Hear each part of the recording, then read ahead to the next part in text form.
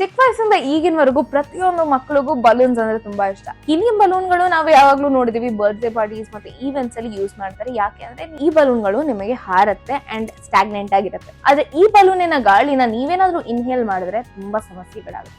ಹೌದು, oxygen fill ಆಗ್ಬೇಕಾಗಿರುವಂತ ನಿಮ್ಮ lungs ಅಲ್ಲಿ ಹೀಲಿಯಂ ಏರ್ ಫಿಲ್ ಆದ್ರೆ ಆಕ್ಸಿಜನ್ ಗೆ ಜಾಗ ಇರಲ್ಲ.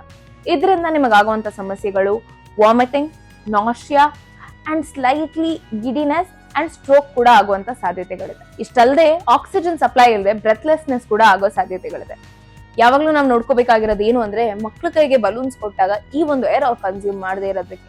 ಬೈ ಚಾನ್ಸ್ ಏನಾದ್ರು ಕನ್ಸ್ಯೂಮ್ ಆದ್ರೆ ನೆಕ್ಸ್ಟ್ ತಗೋಬೇಕಾಗಿರೋ process immediately oxygen supply provide ಮಾಡ್ಬೇಕಾಗತ್ತೆ ಅಡಿಷನಲ್ ಸಪೋರ್ಟ್ಗೆ. ನೀವೇನಾದ್ರೂ ನಿಮ್ಮ ಮಕ್ಕಳಿಗೆ ಹೀಲಿಯಂ ಬಲೂನ್ಸ್ ನ ಕೊಡ್ಸಿದ್ರೆ ಅವರಿಗೆ ಈ ಒಂದು ಗಾಳಿನ ಸೇವಿಸಬಾರ್ದು ಅನ್ನೋದನ್ನ ನೀವು ಅವ್ರಿಗೆ ತಿಳಿಸ್ಬೇಕಾಗತ್ತೆ.